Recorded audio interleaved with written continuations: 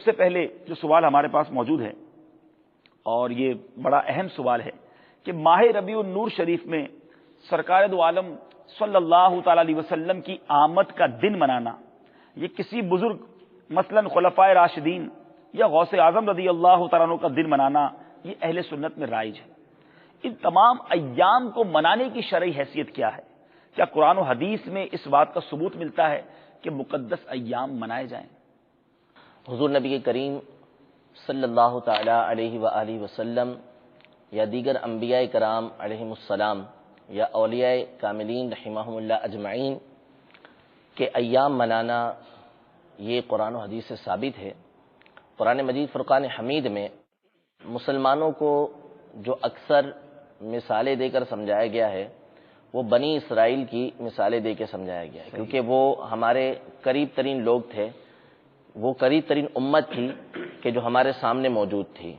تو ان کی مثالیں دے کے ہمیں سمجھایا گیا ہے کئی باتوں کو۔ تو اسی طرح قرآن مجید فرقان حمید میں اللہ تبارک و تعالی نے کئی مقامات پر بنی اسرائیل کو اس بات کا حکم دیا،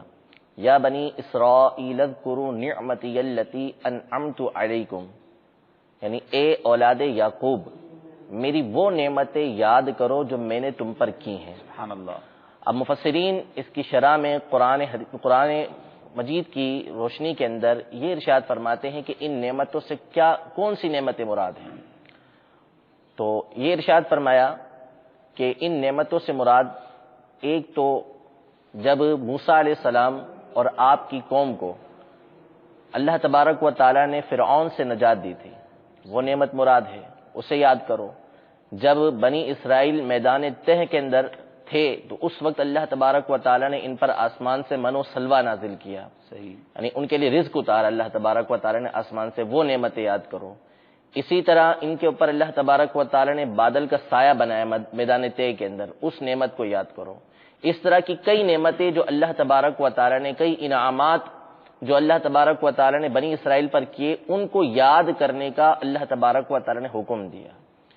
تو بنی اسرائیل کو اس بات کا حکم ہوا کہ جس دن تم پر نعمتیں نازل ہوئی ہیں ان دنوں کو یاد رکھو۔ اسی طرح سورہ ابراہیم کے اندر اللہ تبارک و تعالی نے واضح الفاظ میں ارشاد فرمایا وَذَكِّرْهُمْ بِأَيَّامِ اللَّهِ، اے محبوب ان کو اللہ کے ایام یاد دلاؤ۔ اس کی شرح کے اندر ابی بن کعب رضی اللہ تعالی عنہ اور دیگر مفسرین ارشاد فرماتے ہیں کہ اس سے مراد وہ دن ہیں کہ جن میں اللہ تبارک و تعالی نے بندوں پر اپنی نعمتیں نازل کی ہیں۔ تو جس دن اللہ تبارک و تعالی کی نعمتیں نازل ہوں ان دنوں کو یاد رکھنے کا خود قرآن مجید فرقان حمید ہمیں حکم ارشاد فرما رہا ہے۔ اس طرح حدیث پاک مسلم شریف کی حدیث مبارکہ ہے، دیگر کتابوں کے اندر بھی حدیث مبارکہ موجود ہے کہ نبی کریم صلی اللہ تعالی علیہ وآلہ وسلم جب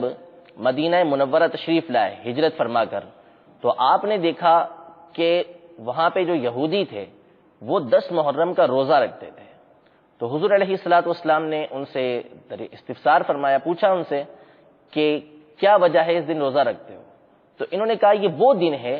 کہ جس دن اللہ تبارک و تعالی نے بنی اسرائیل کو فرعون سے، موسیٰ علیہ السلام اور ان کی قوم کو فرعون سے نجات دی تھی، تو اسی کی خوشی کے اندر ہم روزہ رکھتے ہیں۔ تو حضور علیہ الصلوۃ والسلام نے فرمایا کہ ہم موسیٰ کے زیادہ قریب ہیں علیہ السلام، تو ہم بھی روزہ رکھیں گے۔ پھر اس کے بعد آپ اگلے سال سے 2 دن کے روزے رکھا کرتے تھے۔ تو اللہ تبارک و تعالی نے جس دن موسیٰ علیہ السلام اور ان کی قوم کو فرعون سے نجات دی، بنی اسرائیل نے اس دن کو یاد رکھا، اس دن روزہ رکھا، اور حضور علیہ الصلوۃ والسلام نے اس کو پسند فرما کر برقرار رکھا۔ تو یہ انبیاء پر نعمتیں ہو رہی ہیں، تو اس دن کو یاد کرنے، اس دن کو اللہ تبارک و تعالیٰ کا شکر ادا کرنا، یہ خود حضور علیہ الصلوۃ والسلام کا فعل ہے۔ اسی طرح حضرت سیدنا ابن عباس رضی اللہ تعالی عنہما سے روایت ہے، ترمذی شریف کی حدیث مبارکہ ہے کہ حضرت کعب الاحبار، یہ پہلے یہودی تھے، بہت بڑے عالم تھے یہودیوں کے، پھر یہ اسلام لے کر آ گئے۔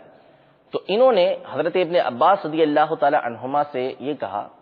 کہ قرآن مجید فرقان حمید کی ایک آیت ہے الیوم اکملت لکم دینکم واتممت علیکم نعمتی ورضیت لکم الاسلام دینا، سورہ مائدہ کی آیت ہے۔ تو یہ بعض کو اقوال کے مطابق سب سے آخر میں نازل ہونے والی آیت ہے۔ اس کا ترجمہ یہ ہے کہ آج کے دن میں نے تمہارے لیے تمہارے دین کو مکمل کر دیا اور تمہارے لیے اسلام کو دین کے طور پہ پسند کیا، یعنی دین اسلام کو میں نے پسند کیا ہے۔ تو حضرت کعب الاحبار فرماتے ہیں کہ اگر یہ آیت اہل کتاب پر نازل ہوتی تو وہ اس کو عید کا دن بنا لیتے ہیں۔ تو حضرت ابن عباس رضی اللہ تعالی عنہما نے ارشاد فرمایا کہ انی لعارف، میں جانتا ہوں، فی یوم انزلت، کس دن یہ آیت کریمہ نازل ہوئی ہے، یہ یوم عرفہ اور یوم جمعہ کو نازل ہوئی ہے، وہما عیدان، اور وہ دونوں کے دونوں دن ہمارے لیے عید ہیں۔ تو حضرت ابن عباس رضی اللہ تعالی عنہما نے اس دن کو کہ جس دن اللہ تبارک و تعالی نے یہ خاص آیت کریمہ نازل فرمائی، اس کو دو عیدیں قرار دیا، جمعے کے دن کو بھی اور عرفہ کے دن کو بھی۔ اسی طرح قرآن مجید فرقان حمید میں 7ویں پارے کے اندر سورہ مائدہ ہی کے اندر آخر کے اندر یہ ارشاد ہے حضرت عیسیٰ علیہ السلام کا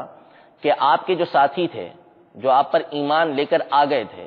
انہوں نے آپ سے اس بات کا مطالبہ کیا کہ اے عیسیٰ هل يستطيع ربك ان ينزل علينا مائدة من السماء تكون لنا عيدا لاولنا واخرنا وآية منك، یعنی اے اللہ ہم پر آسمان سے دسترخوان اتار تاکہ یہ ہمارے اگلوں کے لیے اور پچھلوں کے لیے عید کا دن ہو جائے اور تیری طرف سے ایک نشانی ہو جائے۔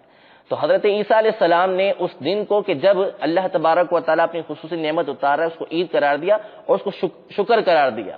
تو قرآن مجید فرقان حمید میں جس دن اللہ تبارک و تعالیٰ کی کوئی خصوصی نعمت نازل ہوتی ہے اس کو یاد کرنے کا حکم دیا، اس کو خصوصی طور پر منانے کا حکم دیا۔ تو حضور علیہ السلام ہو یا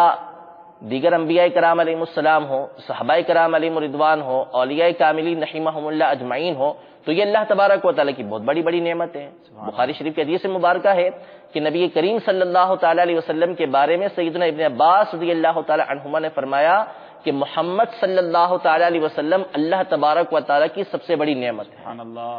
اور قرآن مجید فرقان حمید میں واضح ارشاد ہے وما ارسلناک الا رحمۃ للعالمین،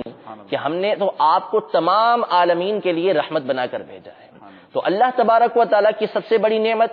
سب سے بڑی رحمت حضور علیہ السلام کی ذات مبارکہ ہے۔ تو جب وہ دنیا میں تشریف لائی تو وہ تو سب سے بڑا عید کا دن ہے، سب سے بڑی اللہ تبارک و تعالیٰ کی نعمت ہے، تو اس کو یاد رکھنا یہ عین قرآن مجید فرقان حمید اور احادیث مبارکہ کے مطابق ہے۔ اسی طرح ہم عقلی طور پہ دیکھیں تو عقلی طور پہ بھی یہ بات سمجھ آتی ہے کہ جس دن اللہ تبارک و تعالیٰ کی کوئی خصوصی نعمت نازل ہو یا کوئی خصوصی نعمت ہمیں حاصل ہو تو اس دن کو اللہ تبارک و تعالیٰ کے شکر میں یا اس دن کو یاد کرنا یہ عقلی طور پہ بھی ثابت ہوتا ہے۔ مثال کے طور پہ ہم 14 اگست کو لے رہے ہیں کہ جس دن اللہ تبارک و تعالیٰ نے ہمیں ملک پاکستان کی صورت میں ایک نعمت عطا فرمائی، ایک اسلامی ملک ہمیں عطا فرمایا کہ ہم یہاں پر رہ کر اسلامی احکام کو بجا لائیں اور کوئی روک ٹوک ہمارے اوپر نہ ہو، تو وہ نعمت اللہ تبارک و تعالیٰ نے ہمیں عطا فرمائی تو ہم ہر سال 14 اگست کو جو ہے وہ اس نعمت کو مناتے ہیں، اس دن کو یاد رکھتے ہیں۔ تو عقلی طور پہ بھی یہ بات ثابت ہوتی ہے کہ جس دن اللہ تبارک و تعالیٰ کی کوئی نعمت نازل ہو، جس دن اللہ تبارک و تعالیٰ کی کوئی رحمت حاصل ہو تو اس دن کو منانا یہ مستحسن اور ثواب کا کام۔ سبحان اللہ، سبحان اللہ۔ میرے پیارے اور محترم اسلامی بھائیوں، بہت ساری کنفیوژن شاید دور ہو گئی ہوں گی آج ماشاءاللہ قرآن و حدیث کے ذریعے بہت پیارے انداز میں بتایا ہمیں ہمارے اسلامی بھائی نے کہ یہ تو انبیاء کا طریقہ رہا، بلکہ خود پیارے آقا علیہ الصلوۃ والسلام نے حضرت موسیٰ علیہ الصلوۃ والسلام کی یاد کو باقی رکھا، ایک روزے سے 2 روزے کی طرف الحمدللہ ہمیں تلقین بھی فرمائی اور تربیت فرمائی۔ میرے پیارے اسلامی بھائیوں، بہت پیارا یہ جواب ہمارے لیے کلیئر کرتا ہے ہمیں کہ الحمدللہ بزرگان دین کی یاد منانا، خود سرکار دو عالم صلی اللہ علیہ وسلم کی ولادت کا دن منانا عین قرآن و حدیث سے ثابت ہے، اور یہ بڑا ہی اچھا کام ہے کہ ایسی نعمتوں کو یاد رکھا جائے اور اس دن خوشی منائی جائے اور اللہ تعالیٰ کا شکر بجا لایا جائے۔